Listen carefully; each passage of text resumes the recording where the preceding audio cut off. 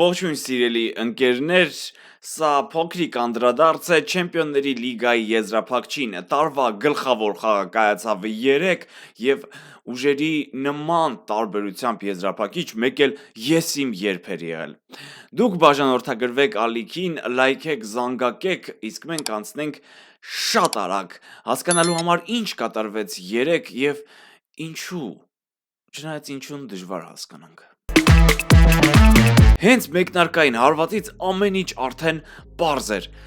Հիշում եք, փոքր ժամանակ մանուկ հայաթում խաղալուց որպես հարգանքի ժեստ առաջին հարվածով տալիս էինք մրցակցին գնդակը։ Paris Saint-Germain-ը հենց այդպես առաջին հարվածով գնդակը տվեց Ինտերին, կարծես ասելով՝ «Սա վերցրեք, բայց էլ չենք տալու»։ Ու այդպես էլ եղավ, որովհետև ամբողջ խաղի ընթացքում Paris Saint-Germain-ը տոտալ կառավարում էր խաղը ու անում էր այն, ինչ ցանկանում էր։ Ինտերը, օրինակ ես կհիշեմ առաջին գրոհը, երբ Մարկուս Թյուրամը իրեն բնորոշ ոճով հաղթեց մենապայքարը եւ վտանգավոր գրոհ կամ վտանգավոր գրոհի պես ինչ որ բան սկսեց, բայց մնացած ժամանակ խաղի Paris Saint-Germain-ը անում էր այն, ինչ ուզում էր։ Նրանց ֆուտբոլիստների արագ տեղաշարժը կարծես թվային առավելություններ տալիս անընդհատ ու հատկապես դաշտի կենտրոնում, դրա համար նրանք կարողանում էին կառավարել խաղը ինչպես որ ցանկանում էին, հետևաբար եւ ստացվեց գոլային նման գրոհներ, որոնք մեկը մյուսի հետևից ուղղակի կոտրեցին Ինտերի ողնաշարը։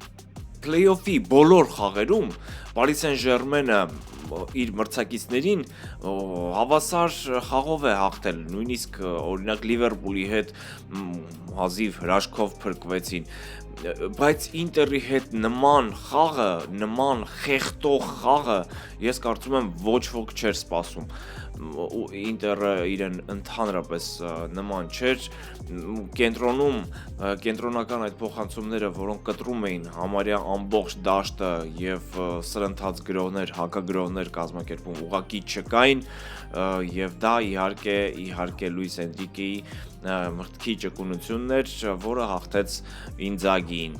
Վիճակագրորեն թվերի լեզվով պատկերը այսպիսին է, հարված դարպասին 8-2, Paris Saint-Germain-ի օգտին դեպի դարպասը 12-3 եւ պատկերացնում եք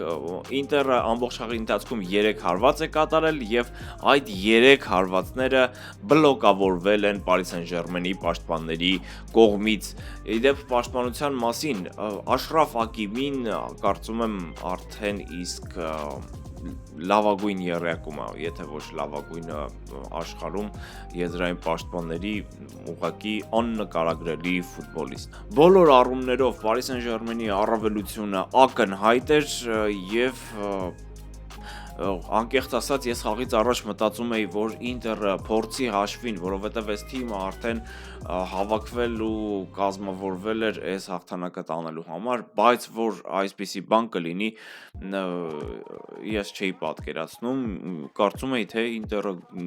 կհաղթի անկեղծորեն։ Իհարկե այդտեղ Հենրիխ Մխիթարյանի ֆակտորն էլ կար, որ վերջապես նա կդառնա չեմպիոն, բայց իրականությունը այլ է, պետք է ընդունել, որ Paris Saint-Germain-ը Լուիս Էնրիկեն կարողացել էր ստեղծել թիմ, որը կարողացավ հաղթահարել բոլոր դժվարությունները։ Հիշենք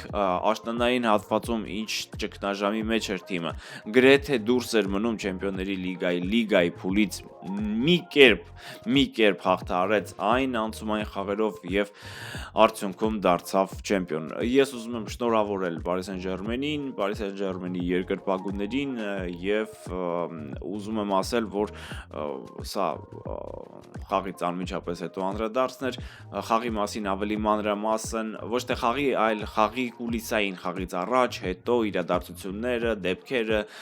այնպես որ բաժանորդագրվեք, լայքեք, զանգակեք եւ